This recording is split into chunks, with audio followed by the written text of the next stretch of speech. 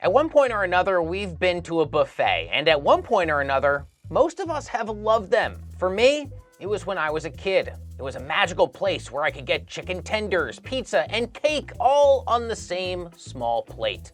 A place where going up for seconds or even thirds was not frowned upon.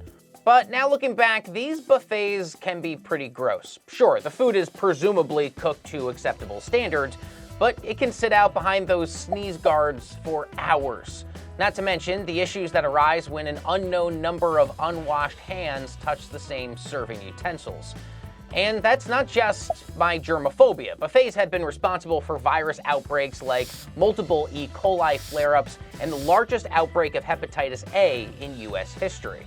But surprisingly, we can't blame the death of buffets on disease alone. Buffets may have been doomed from the start.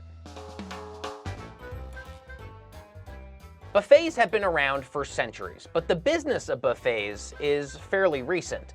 In 1945, entertainment manager Herbert McDonald was working on the El Rancho casino floor in Las Vegas. As the story goes, McDonald was dealing with an angry gambling customer. Today, we'd call him hangry. So McDonald went to the kitchen and brought out a platter of cold cuts, cheese, and bread. A crowd gathered, all picking from the sampling. McDonald got an idea.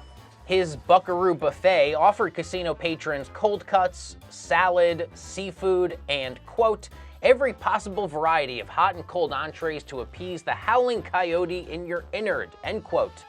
All of that for just $1. The idea was that you were trying to keep consumers in the casinos as long as possible, so buffet became an interesting option. Soon, every major casino in Vegas had an all-you-can-eat buffet. And soon after that, buffets began to spread across the country. Customers flocked to Sizzler, Golden Corral, and Old Country buffets. At their peak in the late 1990s, there were over 20,000 buffets in the United States. But that peak did not continue to rise, nor did it plateau. Buffets have been on the decline since the early 2000s. Since 2000, Buffet Incorporated, which owns and operates the Hometown and Old Country buffet chains, has closed 78% of their restaurants. Other chains like Ryan's Buffet have downsized by as much as 96%. Why, you may ask? Well, cleanliness definitely plays a factor. One of the biggest things that we really have to focus on when it comes to food safety in any setting is temperature control, and then the second thing that we really focus on is hygiene. And in a buffet situation, the biggest issues are really controlling both of those things, making sure that we're holding food on the buffet at the right temperature and making sure that we're turning that food over, meaning that it's not sitting there for hours and hours and hours. It's not just the food we need to worry about either. Buffet goers should also be concerned about other customers. Service utensils in a buffet setting, there are these common high-touch items. Like literally everyone who is serving that food has their hands on it. There's an issue of, virus being transferred from hand to hand. Next person comes along, touches those tongs, and can transfer it to their hands. There's always a chance of picking up pathogens from tongs. And this chance was realized numerous times. Another E. coli outbreak has the tables at a Spokane Sizzler empty tonight. In 1993, 4 separate Sizzler locations in Oregon and Washington were infected by an E. coli outbreak. It was later determined that cross-contamination was likely the cause of the outbreak. In total, 93 people were infected and 15 people were hospitalized. 7 years later, another outbreak hit Sizzler. Another 64 confirmed cases of E. coli. But public health officials counted 551 probable E. coli cases. One case led to the death of a child. The Wisconsin Department of Health later concluded that the outbreak was caused when employees cross-contaminated fresh watermelon with raw meat products. Then in November 2003, a Pennsylvania location of the Tex-Mex buffet chain Chi-Chi's became the site of the worst hepatitis A outbreak in U.S. history. Someone, probably an employee, spread the hepatitis virus by not washing their hands after going to the bathroom. The outbreak was traced back to raw or undercooked green onions. In total, 565 people were infected, 3 of which later died as a consequence of their hepatitis A illness. What's worse for buffets is that many of these incidents took place during an American healthy food revolution. Around this time, organic and healthy foods were becoming mainstream. In fact, in 2002, the USDA released its national standards for organic products. Organic food sales grew by 17 to 20% a year for the next 5 years, while conventional food sales grew by about 2 to 3% a year.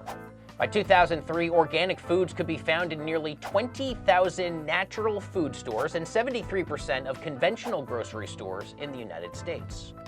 We've branched out and seen more consumers looking for healthier, better for you products, the rise of fast casual restaurants that typically had kind of a specific cuisine that they would service, the less guest traffic at a lot of the buffet locations. And with that less guest traffic, it made it a lot less profitable.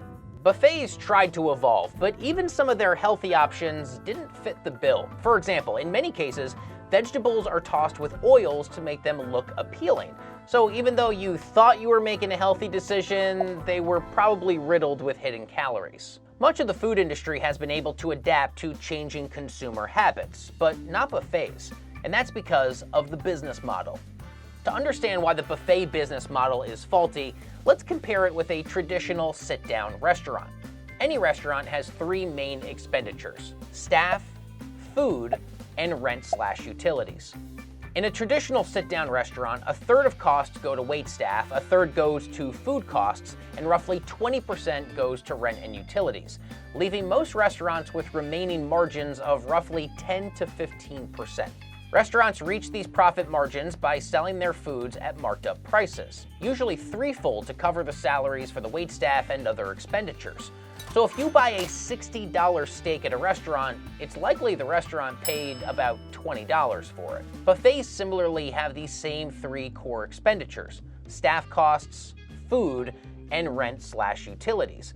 While buffets are able to save on staff costs because of their self-service model, labor is still required. In fact, it accounts for roughly 25% of the operating budget due to the large amounts of food that need to be prepared every day.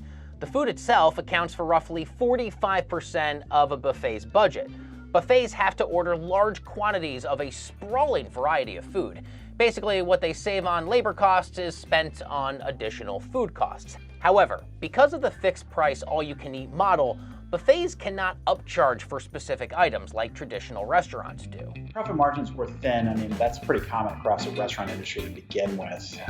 This is an industry where something like 5% profit margins would be a great number for most restaurant companies. But most buffet restaurants weren't able to come close to those numbers. Many floated around a 1 to 2% profit margin.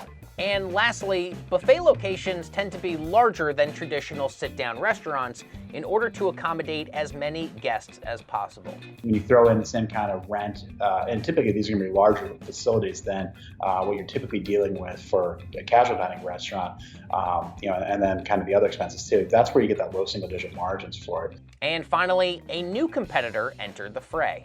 As we moved into the 90s and the 2000s, we started to see a lot of growth of other concepts, particularly in the fast casual category. Ultimately, the combination of a flawed business model, the rise of natural food trends, and shifting consumer preferences left buffets scrambling to adapt. But just because the buffet may not be here forever doesn't mean there won't be a one-stop shop for all of your food desires. In recent years, a variation of the model has been rearing its head. This day and age, you see things like food halls and starting to pop up. There may be a chance to reimagine a lot of the buffet concepts and maybe rethink it, and maybe there could be a potential second leg or second wind for a lot of these concepts. So if you were a huge buffet fan, you might also love these food halls that are popping up. Just be prepared to spend more than $20. Thanks for watching. So what are your thoughts on buffets? Would you still go to one? Tell us in the comments below. And while you're at it, make sure you hit the subscribe button so you'll be notified whenever we post new videos.